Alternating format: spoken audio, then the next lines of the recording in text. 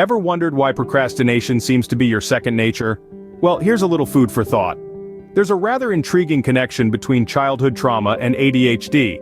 Yes, you heard it right. Our experiences as children can directly impact our habits and behaviors as adults. So, let's take a brief journey back to those early years.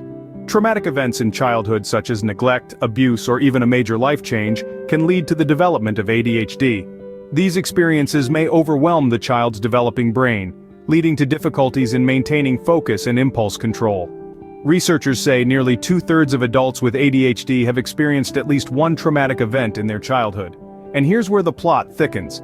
ADHD, characterized by impulsivity, inattention, and hyperactivity, is a major contributor to our old nemesis, procrastination. So it's clear that childhood trauma can lead to ADHD. But what does this have to do with procrastination? Stay tuned, we're just getting started on this unraveling journey. Now, ADHD isn't just about being hyperactive and impulsive, it also has a lot to do with procrastination. Let's imagine your brain is a bit like a car. Now, for most people, their brain car runs on a mix of fuel types, a dash of motivation, a splash of focus, and a healthy dose of self-control. But when you've got ADHD, it's like your brain car is running on fumes and a couple of old candy wrappers. The motivation station is always just around the next corner, but somehow, you never seem to get there. This is where procrastination sneaks in. You see, procrastination is like that annoying backseat driver constantly telling you to take a detour or to stop for a break. And when your brain car is already struggling to keep going, that voice can be pretty convincing.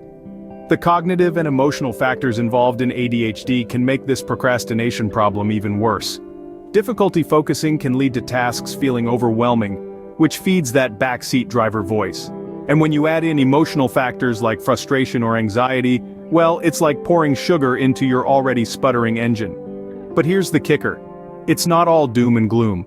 Understanding this connection between ADHD and procrastination is the first step towards getting that brain car back on the road.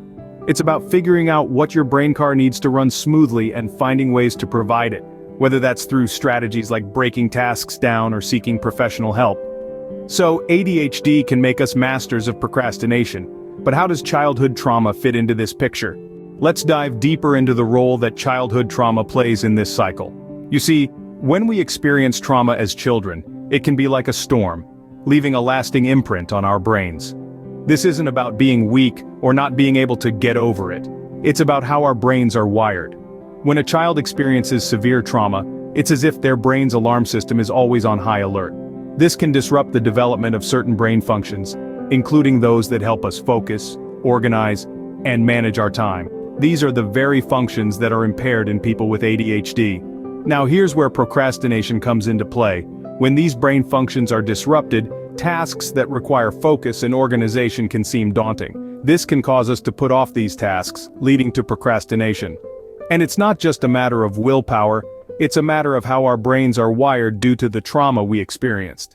But here's the good news. While trauma can change our brains are also incredibly adaptable. This means that with the right help and support, we can learn to manage our ADHD and overcome procrastination. So, childhood trauma can set us up for a lifetime of ADHD and procrastination, but it's not a life sentence. It's more like a starting point from which we can learn, grow, and adapt. Now that we understand the link, it's time to break the cycle. Overcoming procrastination, particularly when it's rooted in childhood trauma and ADHD, may seem daunting, but it's not impossible. You can start by adopting effective time management strategies like breaking tasks into manageable chunks. This can make a seemingly overwhelming task feel more doable. Mindfulness and meditation can also be beneficial, helping you to stay focused in the present moment rather than getting lost in the past or worrying about the future. If ADHD is part of the equation, consider techniques specifically designed to manage it, such as cognitive behavioral therapy or even medication, if recommended by a professional.